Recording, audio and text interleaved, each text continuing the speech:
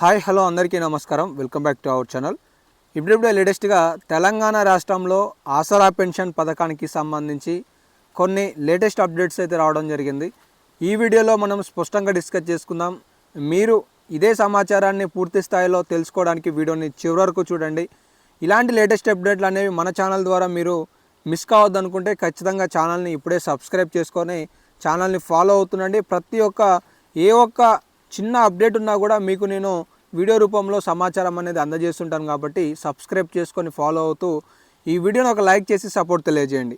So నిన్న ఆసరా పెన్షన్కి సంబంధించి మహేష్ నాయక్ అనే వ్యక్తి చంద్రబాబు ఇంటి వద్ద తక్షణమే రాష్ట్ర ప్రభుత్వం ఏదైతే హామీలతో ఈరోజు అధికారం చేపట్టిందో ఆ హామీలను అమలు చేసే విధంగా చంద్రబాబు గారు నిన్నటి భేటీలో రేవంత్ రెడ్డి గారికి చర్చించి వారి సమస్యల పట్ల కూడా పరిష్కారం చూపే విధంగా మాట్లాడాలి అని చెప్పేసి పెన్షన్ పెంచేలా చూడండి అని చెప్పేసి బాబు గారికి దివ్యాంగుడి ప్రదర్శన ఇంటి వద్ద అని చెప్పేసి సమాచారం చూసుకోవచ్చు. సో మొత్తానికి తెలంగాణ రాష్ట్రంలో ప్రభుత్వం ఏదైతే హామీలతో ఈరోజు అధికారాన్ని చేపట్టిందో ఆ హామీలను అమలు పరిచే విధంగా చంద్రబాబు గారు రేవంత్ రెడ్డితో సమీక్ష భేటీలో చర్చించాలి అని చెప్పేసి ఒక చిన్న అప్డేట్ని ఈరోజు మీ ముందుకు తీసుకొచ్చాను. సో ఈరోజు ఈ ఆసరా పెన్షన్కి సంబంధించి అంశం అయితే ఉంది.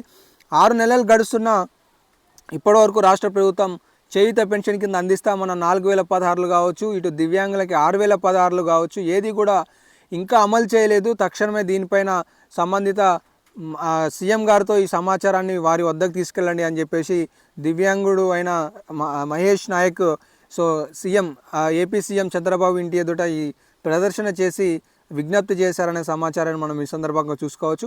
అయితే నిన్న ఉన్న ఒక లేటెస్ట్ న్యూస్ అప్డేట్ ఏంటి అంటే 12,000 కోట్ల రూపాయల బడ్జెట్ ఏదైతే ఆసరా పెన్షన్లకు కేటాయిస్తారో దాన్ని 22,000 కోట్ల రూపాయలకు పెంచాలి అని చెప్పేసి నిన్న సీతక్క గారు రాష్ట్ర ప్రభుత్వానికి ఒక ప్రతిపాదన అయితే పంపించడం జరిగింది. ఇవి ఆసరా పెన్షన్కి సంబంధించిన మరికొన్ని లేటెస్ట్ అప్డేట్స్. మరెన్నో లేటెస్ట్ అప్డేట్స్ మన ఛానల్ ద్వారా మీరు మిస్ కావద్దనుకుంటే సబ్స్క్రైబ్ చేసుకొని ఫాలో అవుతుండండి. ధన్యవాదాలు.